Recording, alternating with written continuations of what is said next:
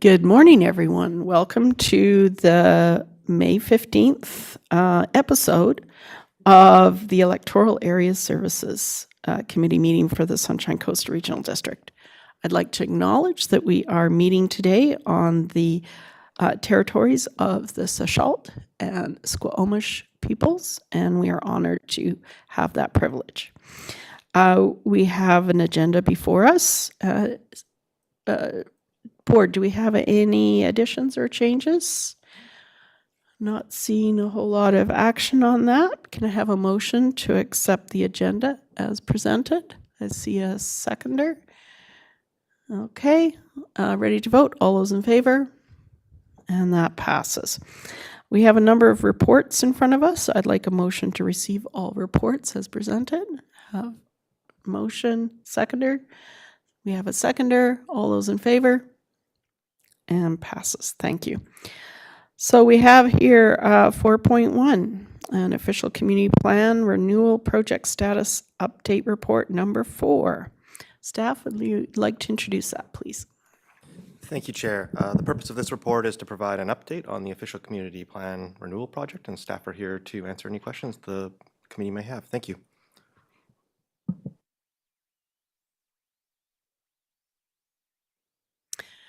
Director McMahon. Yes, I think it was in this report. Oh, I'm working off 6 different documents here, but I believe there is mention that there was a meeting with MOT. And I was really happy to hear that. I'm just wondering if there's any information on what their, there it is, what their role would be in this planning process. Go ahead, staff. Thank you for the question. So yes, staff did meet with the Ministry of Transportation and Transit recently earlier in May, and through that meeting we've established a commitment on this project to work collaboratively together to make sure that we're doing our level best to achieve joint community benefits as we look to guide growth on the Sunshine Coast and the infrastructure that supports it. Thank you. Follow-up?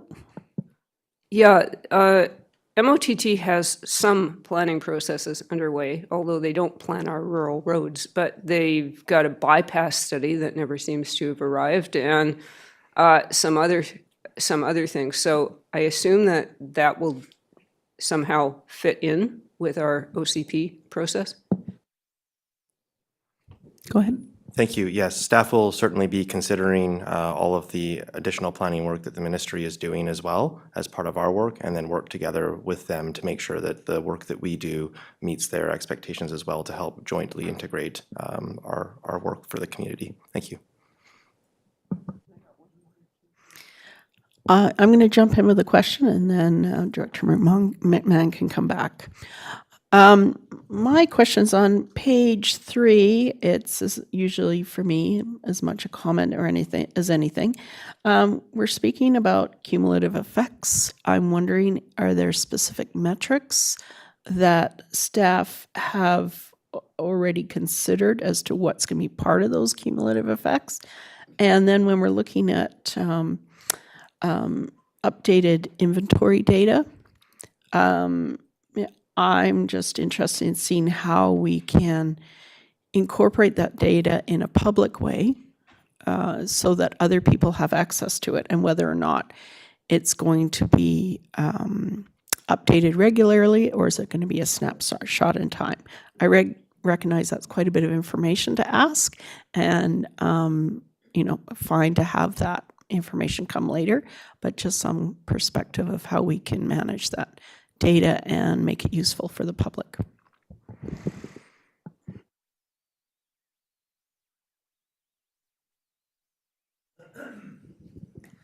Thank you very much for the question. In reference to the question about cumulative effects, staff are, along with consultants, pulling information from the province's cumulative effects framework. And on the question of frequency of updates to the natural asset inventory, that particular decision is still outstanding.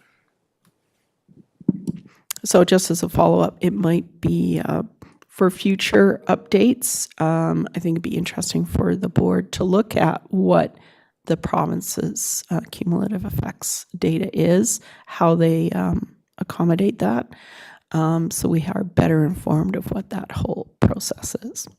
So we can maybe look at that later. Thank you. Director McMahon, you have another question? I do indeed. I'd like to know how our OCP process fits in with the Sechelt Nation's land use planning process, which is now underway. Staff, that's either for this or the next item along, which, I also have some questions about that. So who would like to answer that? Director Hall? Thank you for the question, Chair.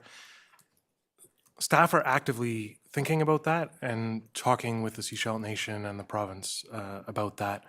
There certainly are opportunities from the concurrent projects, and we're keen to find a way to have them reinforce and improve on the work that is being done through each of them. Thanks.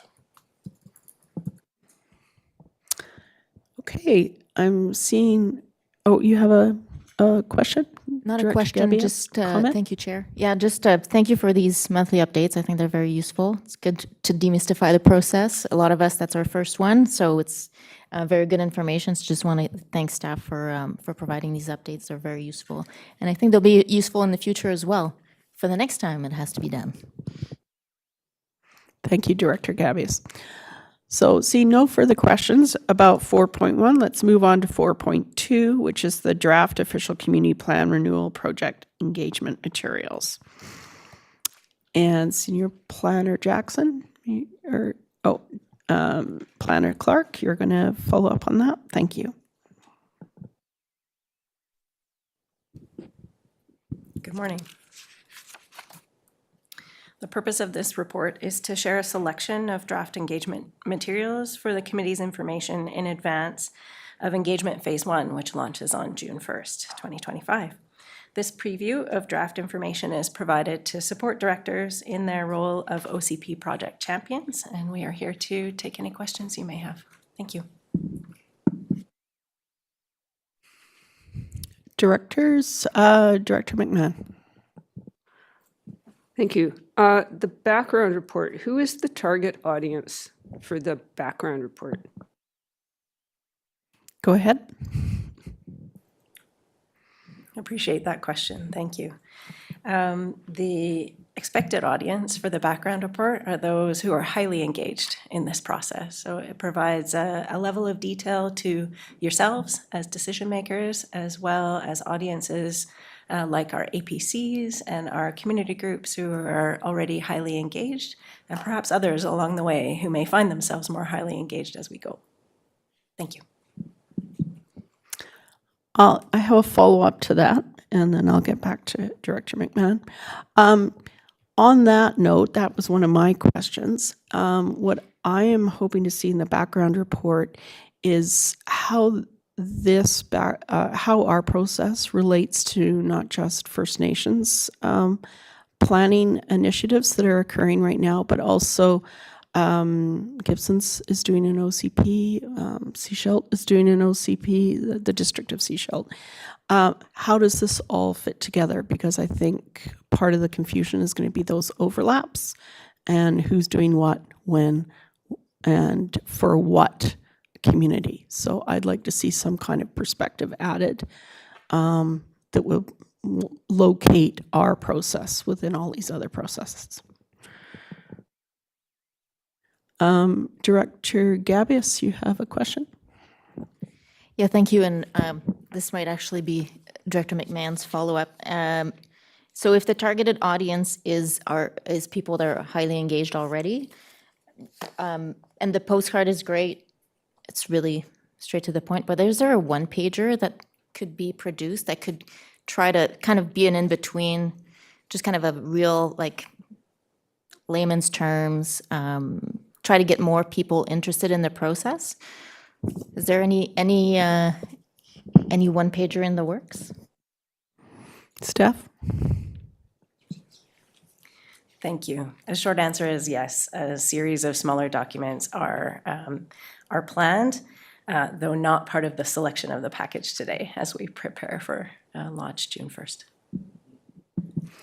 Director McMahon, you have another question? Oh, I have tons of questions. And that was going to be one of mine too. If there was a shorter version between 1 and 4 pages that's like a summary. And whether there will be something that illustrates what's in scope for this process and what's out of scope, because it would be helpful to keep people focused. Another suggestion that we had were some illustrative examples under the pillars of housing and climate that would illustrate what sort of things the OCP would do under those. Like, it's not clear to everybody what the OCP is for and what it regulates and controls and what it doesn't. So if we envision more housing and if we envision more diversity of housing, what would that look like? How would the OCP bring that forward and encourage it? Because we can't make people build housing. We don't do that. And also under climate, what are the tools that are available through the OCP to perhaps meet our climate challenges better? The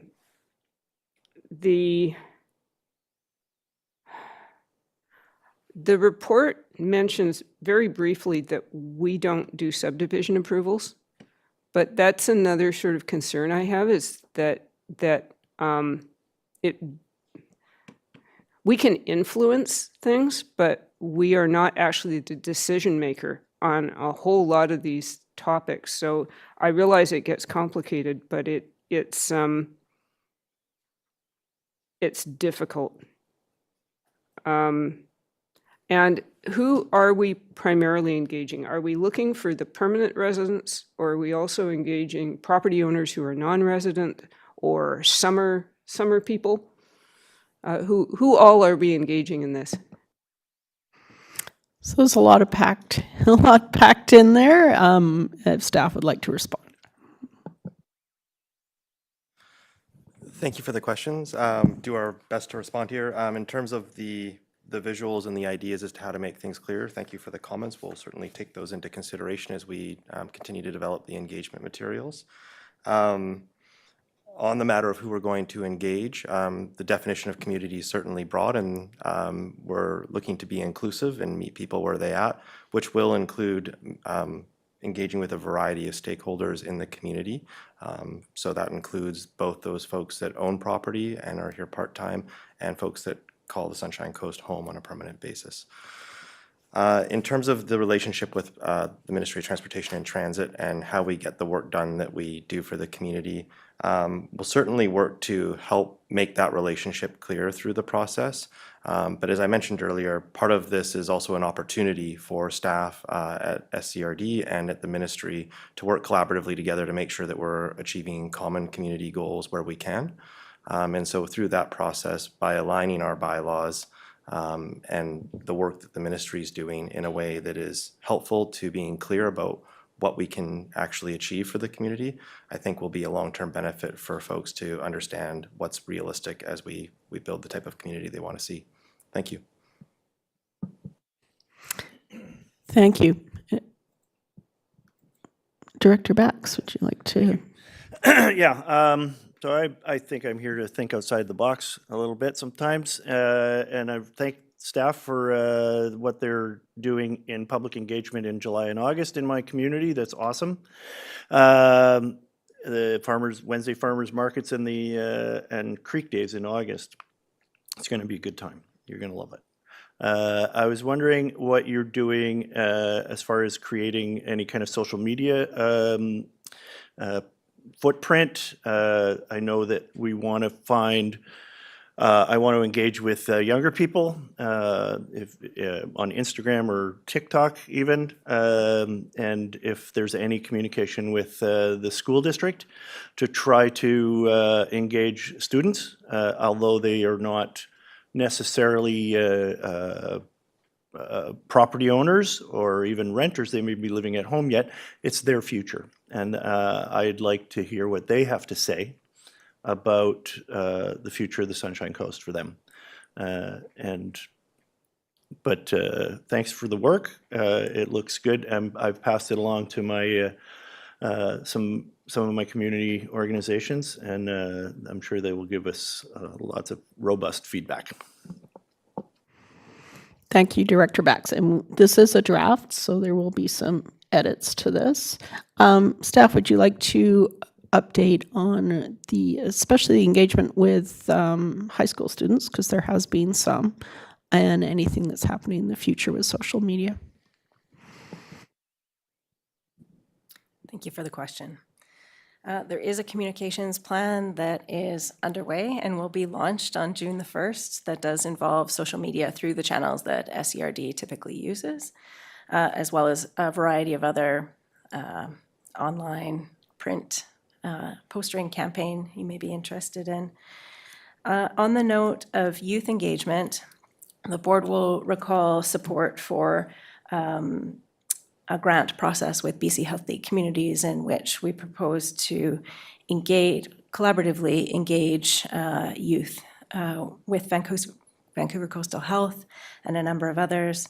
That process has been underway, and a report will come to you in June, we anticipate, with a summary of the outcomes from that process. Thank you. Thank you, staff. Director Gabius, you have another question? Yeah, thank you. And yeah, first off, I really appreciate being able to see this. Thank you for supporting us in our roles of champions. It's great to be able to digest that before engagement starts. And happy to see that there's going to be different levels of communications, different, for highly interested, little more passive folks. So that's awesome. And yes, youth, definitely. Let's try to pull those folks in as well. I have a question. I'm looking at, I don't have the number. It's a neighborhood character page. And there's the 4 land type illustrated here. And I'm wondering, through the OCP process, is one of the goals to be able to see beyond these 4 land use types and then look at different ways that we can address the challenges? Or are we asking people to work with these 4? Staff? Thank you very much. These are indeed a selection of land types, and the ones that were available to print for the purposes of today. But yes, indeed, we do plan to expand that concept of a transect and the idea of multiple different land types that exist on the coast. Director McMahon? Yeah, I have some concerns about the natural resources or natural assets map that's on page 50. Considering that we are not the decision maker on Crown lands, and also that, especially, it just seems to me that this starts creating some confusion with the Sechelt Nation land use planning process that's underway right now. And I wonder if this is the map we want to use, especially the one about regenerating cut blocks, because I can see that starting people into a logging debate right off the get-go, and we're not in the process to talk about logging. So that was just one comment, and I do have, if we get down to page 55 with the engagement suggestions for different areas, I have some suggestions there for, is it 55? Yes, 55 for me for Area E. The community forest is not relevant to Area E. We don't have one.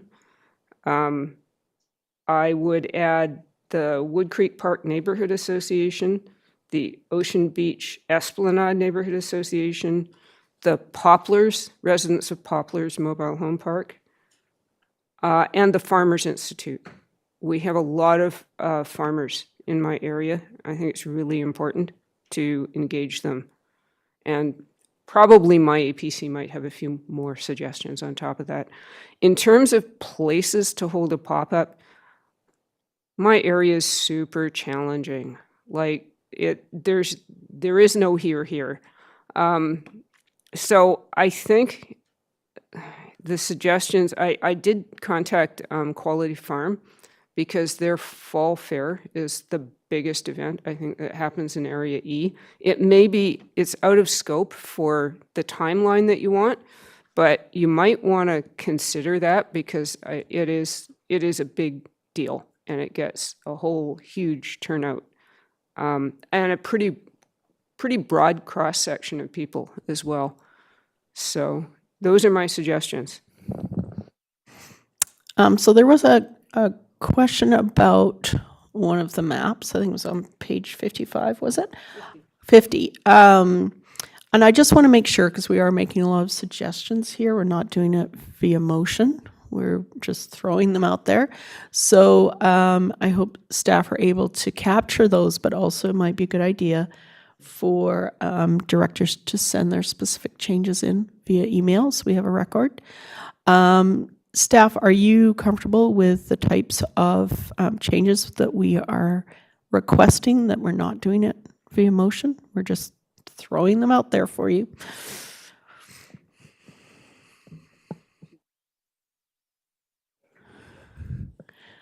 CAO Pro. So one of the things we're supporting the directors on is to hold informal meetings after our committee of the whole to solicit more detailed, finite details. So perhaps to refine and capture this type of information might be a better venue because this is a business meeting and you want to make sure you're holding to that process. So staff obviously will always make notes in these types of venues, but there's been a lot that has been suggested. So without motions or in the conduct of business, then yeah, that would be the venue to do that, is on the one-on-ones with directors. Super. Thanks for that clarity. And I think that would be helpful for everybody. Director Lee, you haven't had a chance to weigh in yet. Thank you, Chair. It's so big I was having trouble finding my notes. It's just for clarity under legislated requirements. They asked about location, amount, type, and density to meet housing needs for 5 years. When I read that, I think they're talking about 5 years after we finish the OCP, so it'd be like 5 years after 2027. Is that a valid thought? Staff, is that a question that makes sense for you? Yes, thank you for the question. So there's provincially mandated timelines of having to update the housing needs report. So with where we're at, we have a fresh housing needs report that was endorsed by the board in November 2024. So in 2029, we would be in the same position of having to update that report. So what that would mean is at that time, even though we might have only a 2-and-a-bit-year-old OCP, we would have to update it for the new numbers that would be done in the housing needs report update. So that's sort of the province's legislation is seeking to really keep local governments current in terms of their housing need. So hopefully by doing that, though, too, we see less drastic shifts over time because we're keeping up with it every 5 years so that the numbers aren't such a drastic change. Thank you. Thank you. Do you have a follow-up, Director Lee? Just to make sure I'm right, I don't know exactly where it is and I'm going by memory, but I think it suggested we need 3,000 more homes. Is that after, in other words, when's that got to happen? What is the timeline for housing report stats? Yes, good question. Happy to clarify. So that number is over 3,000, 3,018 exactly, I think, is what the numbers punched out in 20 years' time, and over 900 in the next 5 years.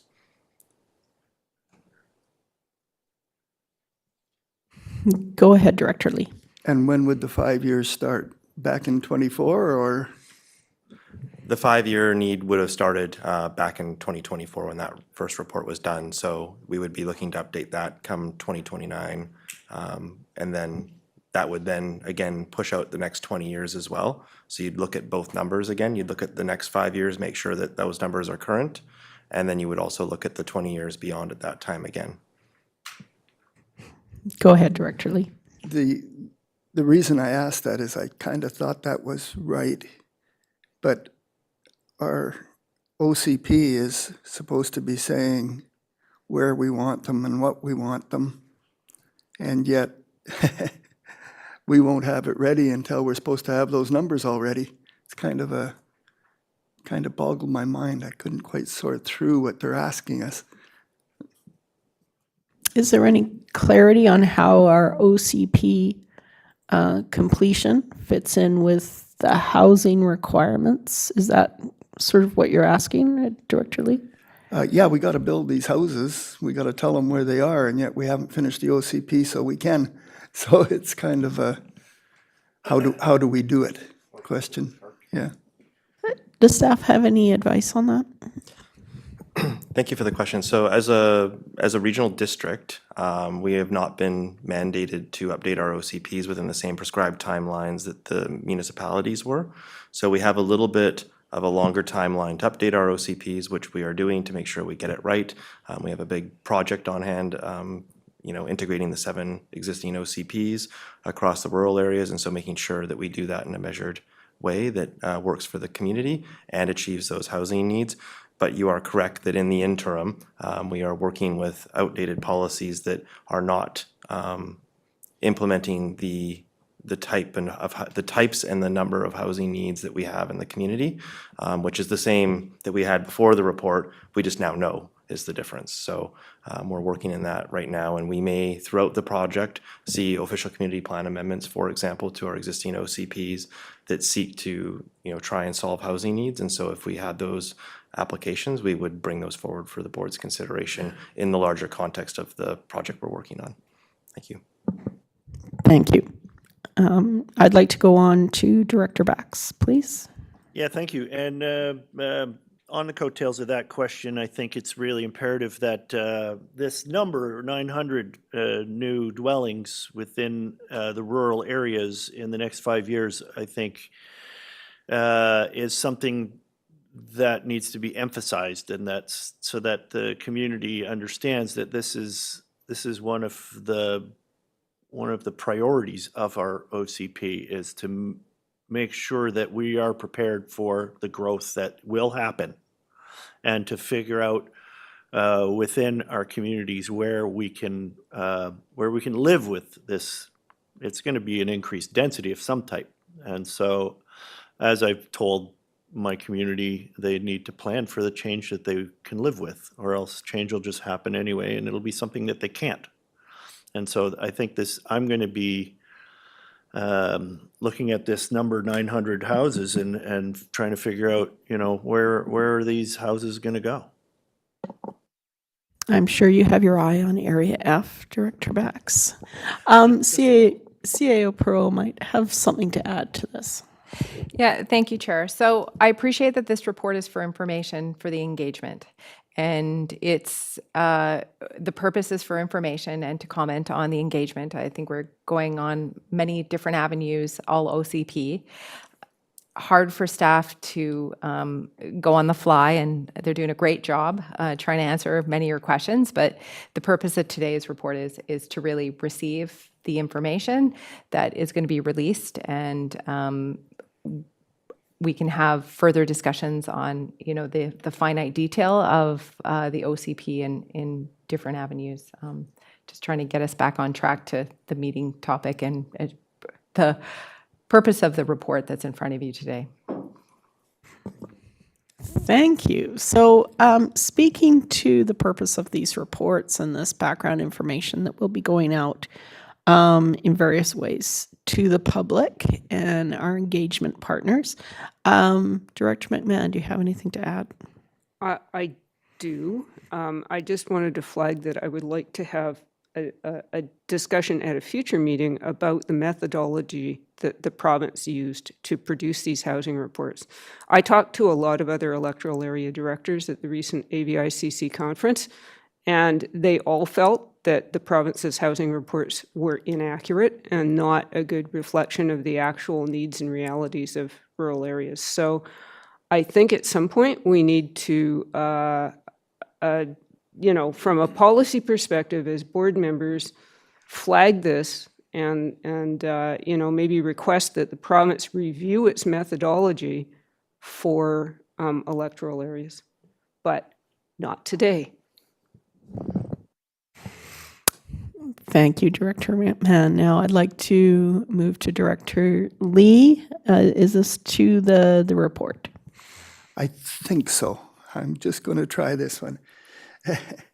It's still under the legislated section because I think Director McMahon might have actually summarized exactly my thoughts, but the greenhouse gas reduction targets, it sounds like they're asking us to set them when in fact I think that's a provincial or federal role. So is it explained somewhere in here what when we say we're doing that, what we actually are doing or what we're proposing to do?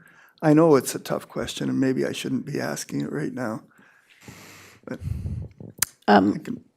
Director Lee, I think it has a pertinence to how we are approaching our OCP, but whether or not it's specific to these particular engagement materials.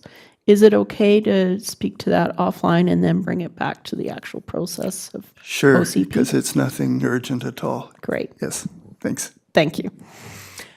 So I see no more hands up. Good conversation, directors, and I'm sure there'll be a lot more, but this is just another step in a lot of steps you can see on the timeline that's also provided. So I'd like to move on to item 4.3 on page 56, which is the LCRB Liquor Manufacturer Amendment application for Banditry Cider, and that's Electoral Area E.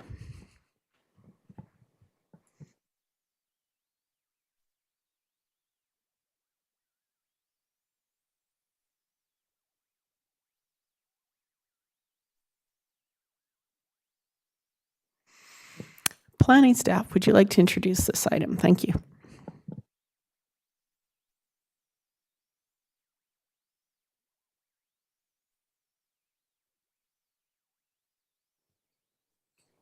Thank you. The purpose of this report is to provide information on a referral from the BC Liquor and Cannabis Regulation Branch and related comments gathered from residents regarding an application for a new lounge area endorsement for Banditry Cider to be added to their existing liquor manufacturer license.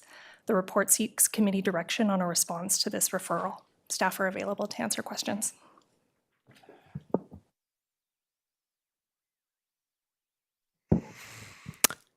Director McMahon. Yes, thank you for the report. I am a patron of Banditry, which is conveniently located for us cyclists. And I'm particularly happy to see the overflow parking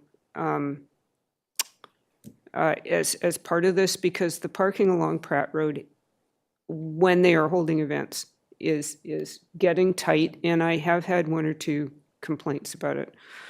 However, I am perfectly happy with the recommendations as outlined on page 56, and I'm happy to move them. We have a mover and seconder. I see no other hands up with queries regarding this file, so I'd like to call the motion as presented. All those in favor? And that passes. Thank you very much. Thank you, staff.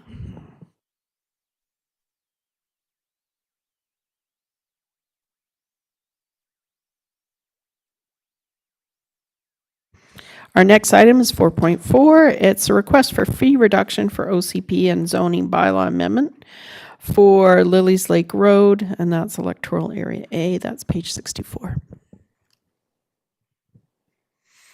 And we have new staff representatives. If somebody'd like to introduce this, that'd be great. Thank you. Thank you, Chair. The purpose of this report is to present a request for a 50% fee reduction for a combined OCP and zoning amendment application for the Pender Harbor Legion. The Legion is proposing to allow for a liquor primary use on the property, which requires these applications.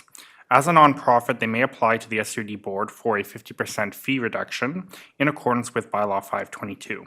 Staff recommend approving the fee reduction and are happy to answer any questions. Director Bax. Yeah, I see that the fees would normally be $16,500, and I wonder what they were before they were raised to that price. Is that something the planners have in their back pocket? I want to qualify that with, I understand that we raised these prices in order to try to create a user fee equity within our planning department so that it wasn't a subsidized service. But I'm just wondering how much we did raise that price. Staff? Through the chair, I don't precisely know that amount. I must admit I'd have to go back and check. I know we were putting fees up between kind of like 20 to 30%. I know the cost of OCP amendments and rezonings. Sorry, I think I maybe just got the fee. Yeah, so before 2023, I think it was 2,500. We put it up incrementally at 2024 to a higher rate. And then I think we'd upped it again as of January 1st by another amount. I think what we've said here on this one in particular, that when we're looking to average out costs, we look at all application types, and there are some OCP amendments and rezonings that can be particularly complex and take a lot of staff time. Given the nature of this one, what we know about it right now, it might be a simpler one, so the cost recovery may still be there, even if we kind of were to accept the 50% reduction in the fees. Thank you. Thank you for that. Director Lee, do you have some comments? Actually, seeing no other hands up, I was going to make a motion that we accept the recommendations as presented on page 64. I have a mover and seconder. I see no other questions from the board, so I'd like to call the motion. All those in favor? And that passes. Thank you very much.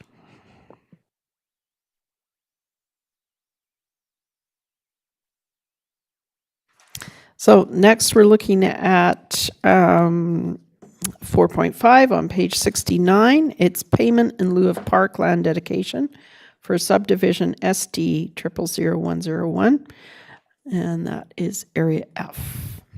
It's the same staff. Would you like to just present this report? Thank you. Yes, thank you, Chair. The purpose of this report is to present a proposal for payment in lieu of park dedication for a 10-lot strata subdivision in accordance with Section 510 of the Local Government Act.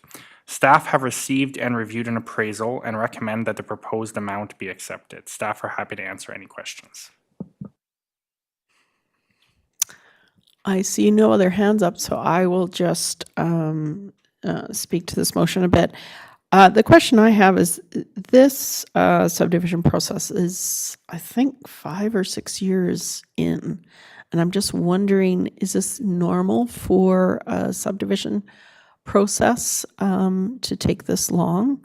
I know we've had meetings with the proponents, and it's an exciting project. We'd like to see it move forward. Any comment as to why it's taking as long as it is?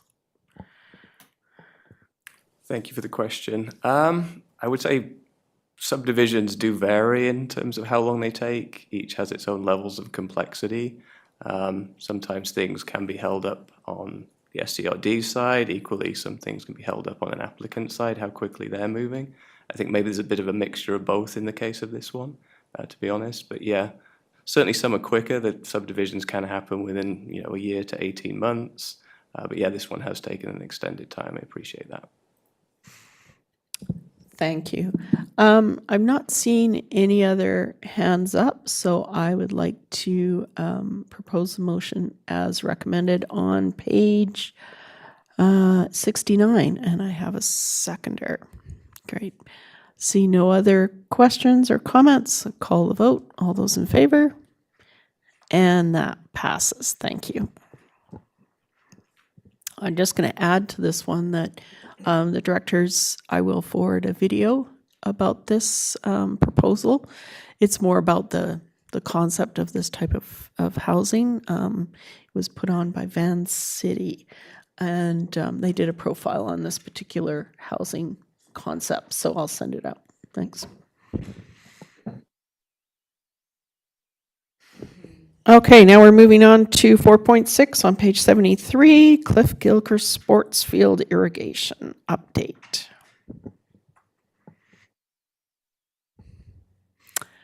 And we have Parks Services staff. Manager Huntington, would you like to introduce this report? Thank you.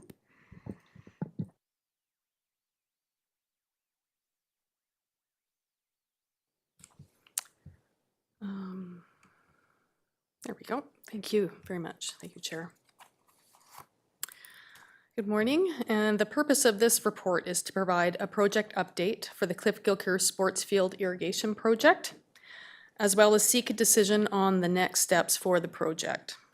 The ability to maintain irrigation during times of drought and increased water restrictions will help preserve turf health gains made through the Cliff Gilker Turf Recovery Program. Without adequate irrigation, turf can degrade quickly, compromising playability and user safety.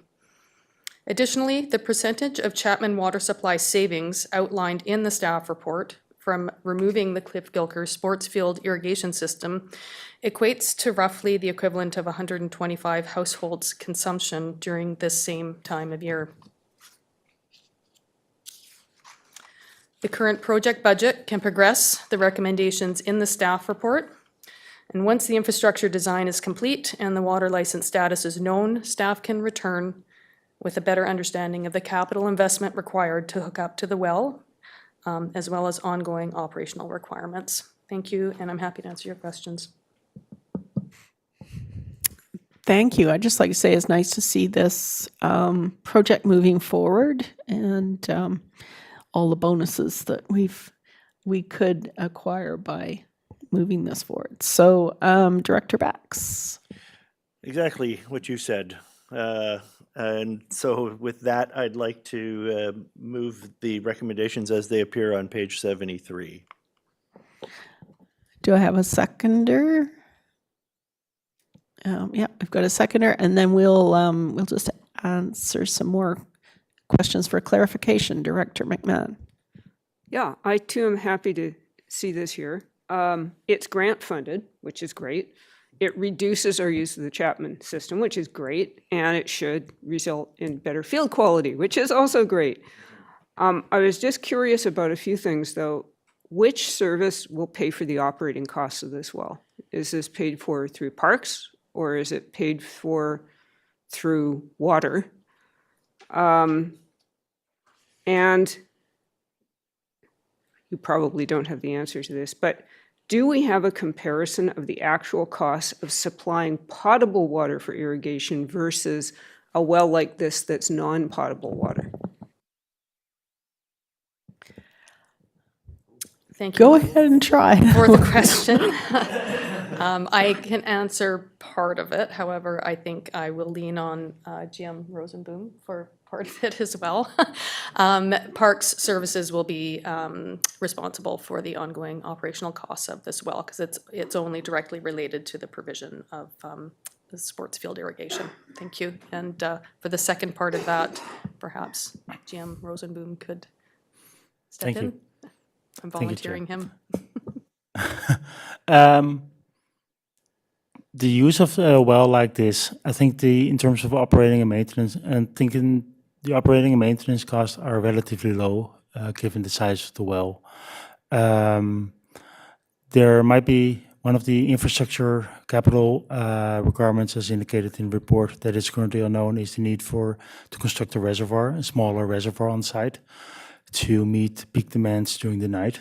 And on a daily level, there's enough productivity in the well, but not on an hourly level when actually there's irrigation happening.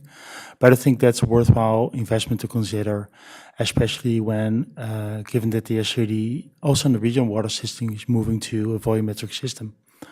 So use like this could become very expensive if under a more volumetric system. So I think any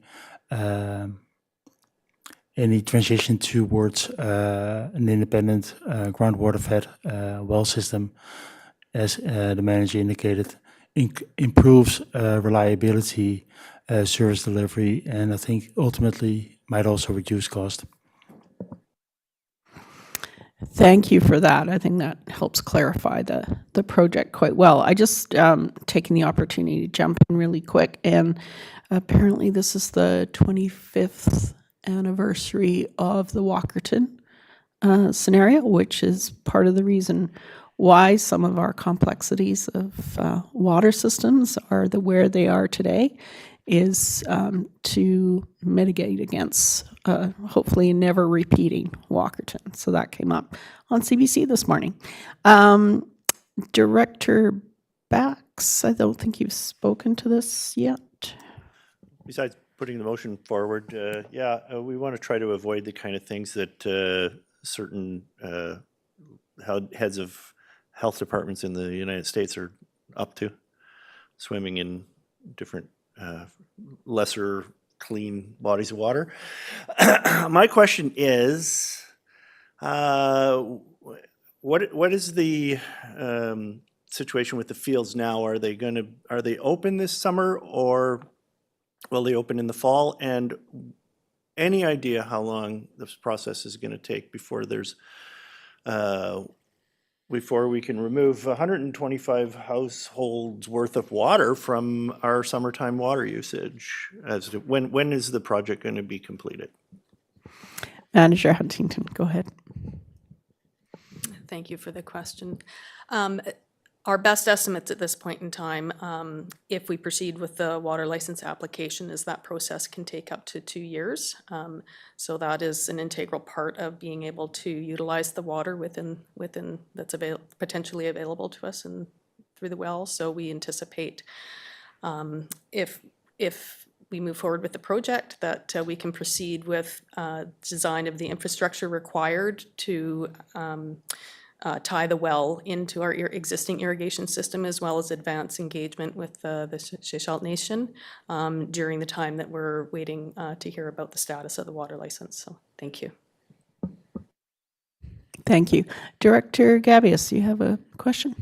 Yes, Chair. It looks like the work will be done primarily by the consultant, if I'm not mistaken. I just want to know if this will impact our infrastructure department, like what kind of impact on capacity this might have, if any.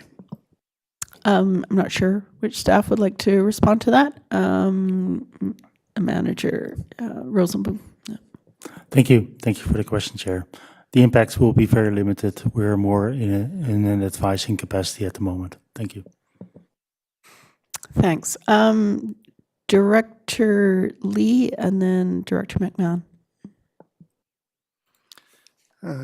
Thank you, Chair.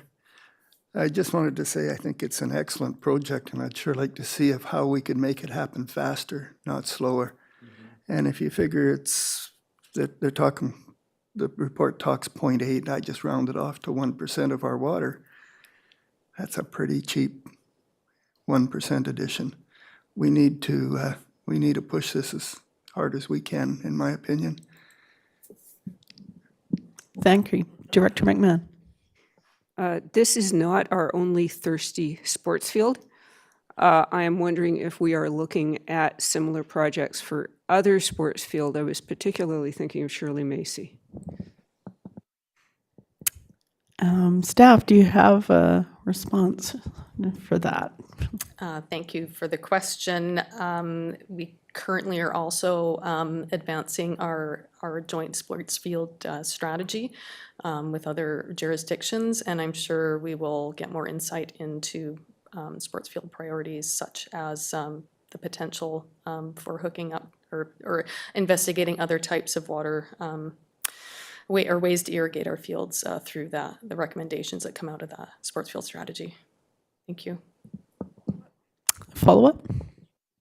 Do we know when we're going to hear from get a report on the sports field strategy? Is there a timeline on this? Because This is eagerly awaited. Go ahead, Steph. Thank you for that. We've just recently engaged with the consultant and had our initial kickoff meetings and information gathering meetings. So I believe we are aiming for a final report by the end of 2025. So there will be opportunities for checking back in the interim, I'm sure. Thank you. Thank you. Looking forward to that. I see no more questions. We have a motion that's being presented and seconded, so I'm ready to call a vote. All those in favor? And that passes. Thank you.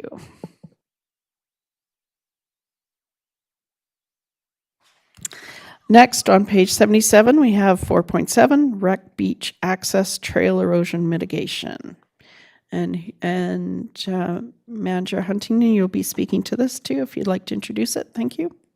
Yes, thank you, Chair. Good morning again. This staff report provides an update on the Wreck Beach Trail Erosion Mitigation Project and presents some options for consideration. The most recent geotechnical assessment has confirmed that vegetation and unstable soil overhanging the beach access trail poses an immediate hazard and should be addressed as soon as practical. Failure in this overhang could affect the private property located above the trail. Parks has a responsibility to take reasonable steps to mitigate this risk. The selected erosion mitigation design is simple, allowing for ease of maintenance. However, ongoing monitoring would be required to ensure it is functioning as intended. In addition to the immediate hazard area, several smaller erosion scarps are developing to the north along this beach access trail. And although these are currently less severe than the main area of concern, they too will also require ongoing monitoring. Thank you, and happy to answer your questions. Thank you. I don't see initial questions from other directors, but I'll just like to clarify. There was a bit of confusion at first because in the summary and conclusion on page 79, and I should have caught this when we first looked at the agenda, it does speak to West Beach Access Trail Erosion Mitigation. And so I was like, oh, all excited about West Beach. And that's okay, because I realized it was also Wreck Beach. There's a lot of small beaches on Keats Island with challenging access. So just looking forward to the West Beach trail erosion mitigation when it comes up. I know that's something the community is looking forward to. I have Director McMahon has got a question. Yes, I appreciate that we need to act on this now. But in the broader picture, we have a lot of parks and beach accesses, and I assume that all of them to some extent are going to be affected by climate change and erosion. This can't be a unique situation. So are we developing a broader strategy for tackling this, or are we just dealing with them as they arise? Staff looks like I've been at Islands Trust for a lot recently. GM Gagnon, please respond. Thank you, Chair, and thank you for the question. You are correct. This is not an isolated challenge that we will have. This particular issue that's in front of you is not about beach erosion. It's about a trail erosion that actually is from upland storm.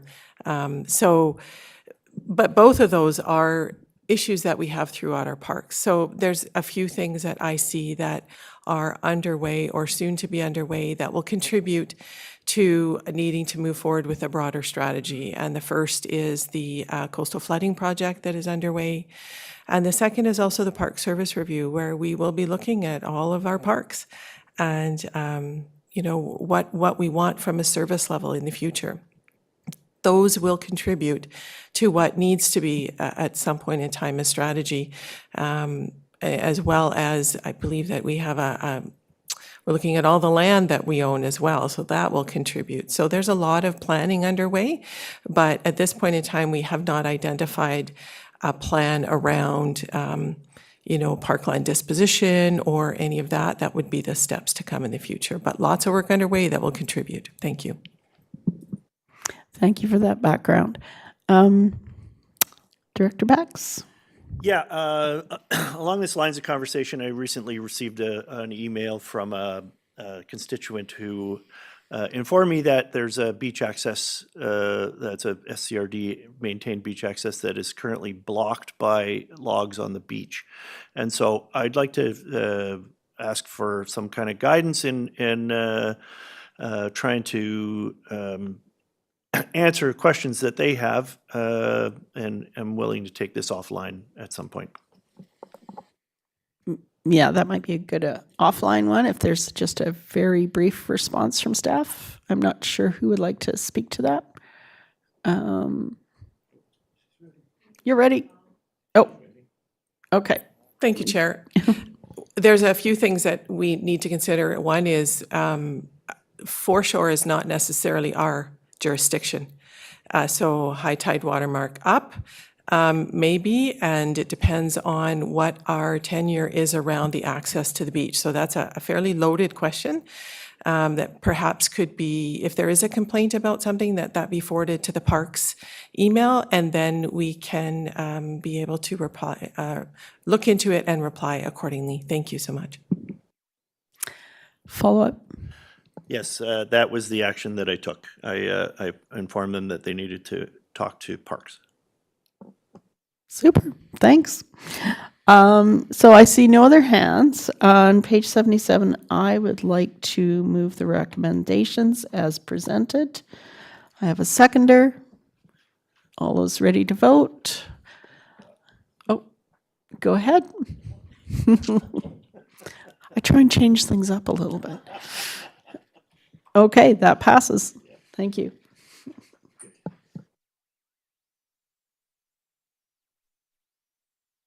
So we've reached the end of our reports and decisions. I see no new communications. There's no motions. And we have no new business, and we're not going into camera right now. So I would like to adjourn this meeting. Do I have a motion is called, seconded? All those in favor? And that passes. And we usually ask for any comments from the gallery. Is there anyone in the gallery? Connie, do you have any questions from this meeting?